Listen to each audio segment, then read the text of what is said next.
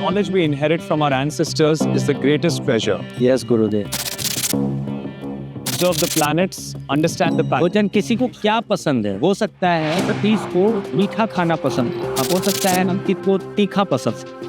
तृतीय भाव से हम लोग छोटे भाई बहन का विचार करेंगे, पराक्रम का विचार करेंगे और सोशल कम्युनिकेशन उसका कैसा है, समाज में उसका बात करने का तरीका कैसा है। किसी का भी पार्टनर ढूंढना, उससे सप्तम देख लेना, अगर नवम मजबूत है तो उसको बोलते ना हो जाए। किसी भी चीज का प्रॉब्लम का जड़ ढूंढना है, उससे चौथा जाना है। किसी भी चीज का उसका सप्तम भाव जो हमारा पत्नी है, पार्टनर है और जो हमारा बेस्ट फ्रेंड होता है, जिससे हम अपने दिल की सारी बात साझा करते हैं। जैसे मान लीजिए आप ही लोग में से कोई दो लोग ऐसे होंगे जिनकी ट्यूनिंग बहुत अच्छी मिलती होगी, तो उनका कहीं ना कहीं लग्न और सप्तम का कनेक्शन होगा, तभी वो ट्यूनिंग मैच कर रही है। अगर लग्न और सप्तम का कनेक्शन नहीं होगा, मान लीजिए कि एक को मीठा पसंद है और एक को तीखा पसंद है, अब मीठे या तीखे का कोई कॉम्बिनेशन ही नहीं, एक बहुत ज्यादा मीठा है, एक बहुत ज्यादा तीखा है, पर दोनों एक दूसरे के बिना नहीं रह पा रहा है। दोनों की एक दूसरे की ट्यूनिंग बहुत अच्छी है, मतलब क्योंकि अट्रैक्ट जो करता है ना, हमेशा अपोजिट एनर्जी करता है, सेम एनर्जी कभी अट्रैक्ट नहीं करता है। जैसे एक जैसे सब हैं तो ठीक है, एक जैसे हैं, पर वो एक दूसरे से आकर्षित नहीं हो रहे, एक दूसरे के खिलाफ बोल रहे हैं फिर भी आकर्षित हो रहे हैं। ये सप्तम का विचार है, ठीक है। तो जब भी कोई चीज का जब विचार होगा तो सप्तम से, वैसे मुख्यतः इसमें दो ही भाव दिया गया है, एक दिया गया है पत्नी,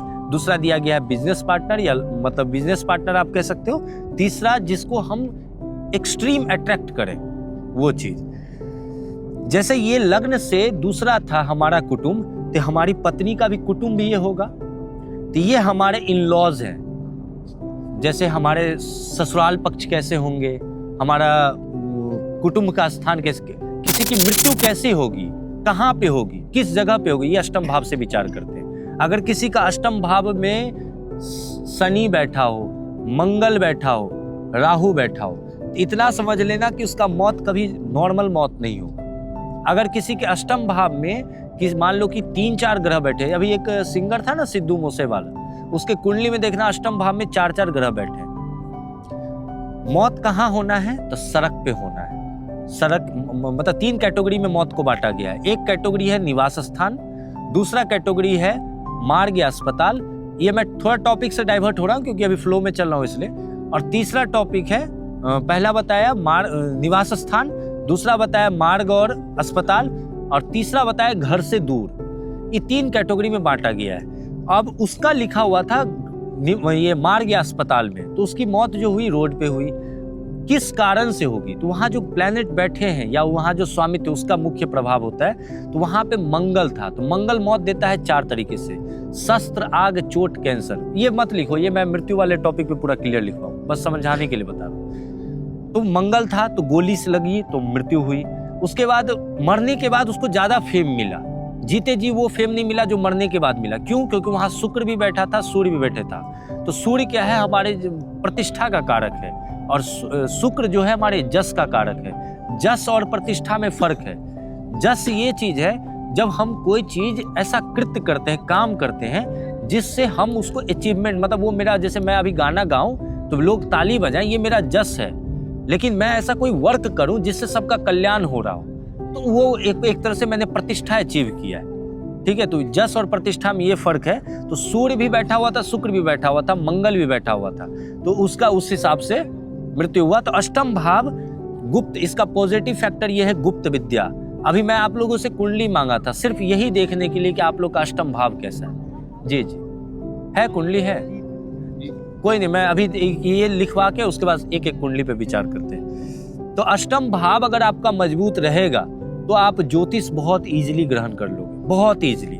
ऐसा नहीं है कि अष्टम भाव आपका पीड़ित है तो आप ज्योतिष कोई भी व्यक्ति सीख सकता है, जिसका भी सूर्य अच्छा हो, लेकिन सबका तरीका अलग अलग है सीखने का। सूर्य जिसका अच्छा होगा वो मंथन करके सीखेगा, वो कुंडली का एनालिसिस करेगा। जिसका बुध अच्छा होगा वो एक्सपेरिमेंट करेगा, अच्छा तुम्हारा चंद्रमा कहाँ है, तुम्हारा बुध कहाँ, वो इस तरीके का एक्सपेरिमेंट करेगा। जिसका शुक्र अच्छा होगा वो क्या करेगा कि तो सॉल्यूशन से रेमेडी ढूंढने, सॉल्यूशन से सीखना चाहेगा। तो हर का अपना अपना तरीका है। जैसे सूर्य का अपना तरीका है ना कि हम 30 दिन में एक परिक्रमा करेंगे, मंगल का है ना हम 40 में करेंगे, शनि का है ना कि हम 2.5 साल में करेंगे। तो हर व्यक्ति का अपना अपना तरीका है। मुझे अष्टम वाले बच्चे इसलिए पसंद है क्योंकि वो ना कंप्लीट उसको मतलब ज्योतिष जो कहा गया ना, ज्योतिष एबनॉर्मल विषय है। मतलब ज्योतिष हो गया या कोई प्रोफेसर है या कोई रिसर्चर है, ये दो कैटेगरी के लोग बन सकते हैं, या जो ओवर थिंकर हो या जिनके दिमाग में हमेशा कुछ ना कुछ चलता हो। खाली मन वाले के लिए विषय है ही नहीं, उनके लिए रोग है। क्योंकि अगर आपका मन पूरा स्थिर है तो आपको ना एक चीज सॉल्व होगा, दूसरा नहीं होगा, आपको टेंशन हो जाएगा। तो ज्योतिष जो है ना, ये हमेशा मतलब एक तरह से कहा गया ज्योतिष को व्याकरण भी क्षमा है। क्योंकि ज्योतिष अगर कोई कुछ लिख रहा है तो आप देखोगे जो प्रकांड ज्योतिषी होते हैं ना, उनकी व्याकरण कभी अच्छी नहीं होती। और अब बड़े बड़े विद्वान से भी आप मुंह से ही सुन लोगे कि ज्योतिष को व्याकरण क्षमा है। उसके व्याकरण को मत देखिए, उसके बौद्धिक क्षमता को। अष्टम भाव से आपने लिखा ससुराल, मृत्यु, गुप्त विद्या और जीवन में अचानक आने वाली जो भी घटनाएं हैं वो सारी अष्टम भाव। नवम भाव कुंडली का सबसे इंपॉर्टेंट भाव में से एक कह सकते हैं आप इसको। ये हमारा भाग्य है। भाग्य का विचार होगा, हमारे पिताजी का विचार होगा, हमारा धर्म का विचार होगा, उसके बाद हमारी विदेश यात्रा की विचार होगी और नवम भाव से हम विदेश यात्रा का विचार करेंगे। उसके बाद नवम भाव से हम अपने मतलब मैंने बताया था ना, छोटे भाई की पत्नी का विचार या मेरी कोई छोटी बहन है तो उसके हस्बैंड का विचार नवम भाव से होगा। और मुख्यतः नवम भाव को भाग्य भाव कहा गया है। कोई अगर नवम भाव से रिलेटेड आपसे पूछे तो सीधा लक फैक्टर पे आना है कि इससे भाग्य का विचार होता है। दसम भाव जो है हमारा कर्म है, हमारा रियल फिगर क्या है, मतलब real figure in the sense कि हो सकता है मैं आपके सामने अच्छे बनने का ढोंग कर रहा हूं पर मैं हूं बहुत बड़ा क्रिमिनल।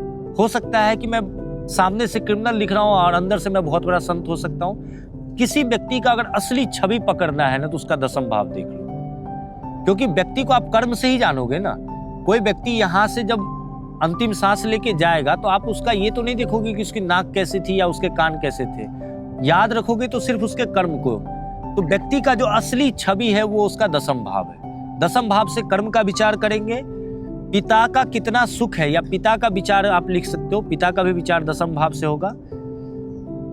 कर्म हो गया, पिता हो गए, और रियल छवि जो कहते हैं असलियत छवि। हाँ, एकादश भाव जो है आपके बड़े भाई बहन का है, आपके लाभ का है और आपके कोलेट्रल मनी। अभी मैंने दूसरे भाव से भी मनी का विचार किया था, जो आपका सैलरी है। इस सैलरी से आप लाभ कितना कर लोगे। सैलरी तो आ गई अकाउंट में 60,000 रुपये, पर उस 60,000 गया कहाँ, और उस 60,000 से घर कितना वृद्धि किया।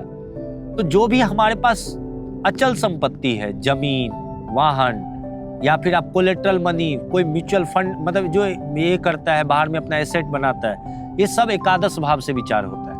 आपके सोर्स ऑफ इनकम कितने आएंगे ये हमेशा आपका एकादश भाव से देखा जाएगा। रोजमर्रा की जिंदगी में जो पैसे आ रहे हैं वो दूसरा भाव। 12वां भाव जो है ये व्यय का है, मोक्ष का है, पति पत्नी के बीच के शारीरिक संबंध का है।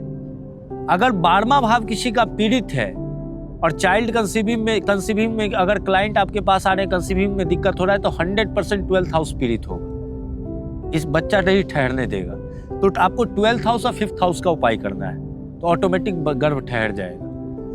12वां हाउस में अगर किसी का अग्नि तत्व राशि है तो आप ये चीज कह सकते हो कि वो अपने धर्म के प्रति या तो कट्टर होगा, या पति पत्नी के बीच में जब भी संभोग होगा तो हॉट टॉक उसी बीच में करेगा, उसी बीच में उसको पंचायत करना है। जैसे 12वें का मंगल सबसे खराब मंगल, ये इसलिए क्योंकि 12वें का मंगल आपको हो सकता है कर्नल बना दे, हो सकता है आपको बहुत बड़ा आर्मी का पोस्ट दे दे, पर आप अपनी पत्नी का आदर नहीं कर पाओगे।